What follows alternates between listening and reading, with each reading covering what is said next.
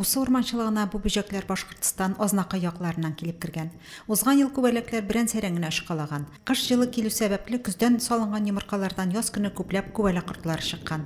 Мондый хәлләр элегрәк тә күзәтелгән булган. 78 елны бик күп булган иде.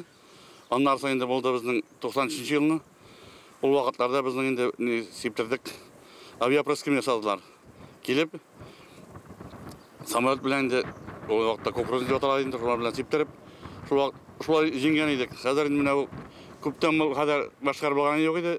Корткычлар бөтен төр агачларга зыян салганнар, хәтта нарат ылысларын да ашап бетергәннәр. 4000 гектар урманның 2000 гектары 70% зыян күргән.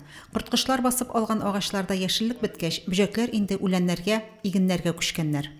Агачлар исәнми калырмы, юкмы, ансын әйтеп булмый. Язга чыккач күренер инде. Әгәр дә 78-79 сыман суык булса, суалда су калып, алар инде морозовой трещина берип, күп агачлар карагадан бот безнең. Урманда ашарга беткәч, күчтеләр инде менә күрше урман кырындагы басуларга.